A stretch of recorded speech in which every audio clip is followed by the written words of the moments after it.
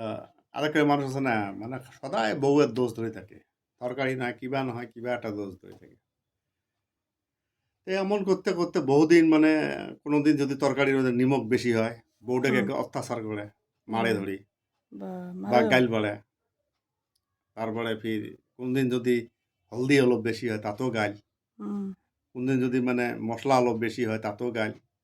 কোনদিন যে কোটার যদি সাইজটা মানে তরকারি সবজি কোটার যদি সাইজটাও যদি ছোট বেশি হয়, আর হ্যাঁ। আলুর সাইজ বড় হল, তাতেও গাইল পড়ে। হ্যাঁ? যে জারু শালি তোর এত বড় করে কাটছিস।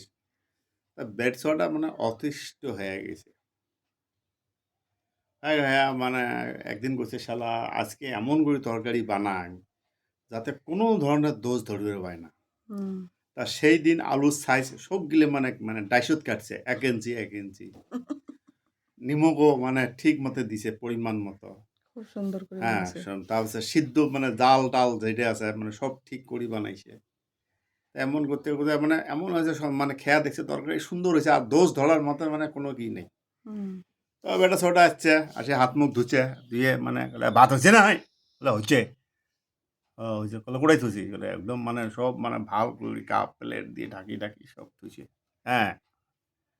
তো এই বেটা-ছেলেটা মানে তরকারি খুলিল, তরকারি ভাত-সাত খাওয়ার ধরিল। ওই তো ওই স্বভাবটা আছে। মানে দোষ ধরা। ওই দোষ খুঁজবে নাকছে। ওই তরকারি যে কেমন হইছে ভালো হইছে ওটা নাই।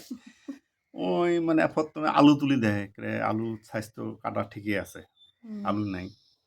তারপাছে ওলা জিবের দিয়ে দেখে নিমকও ঠিক আছে।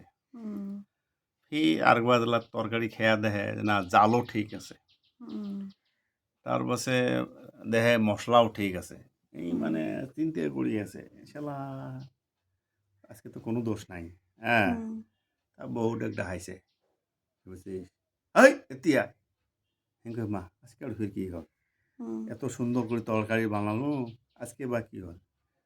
অনেকক্ষণ খেয়া আছে। বউ কটি খাড়া করে থুইছে। হুম। বুঝছিস? এখনো তো দোষ পাইল না। তারপাছে এমন করে দাবড়াইছে, "ধ্যাইস শালি!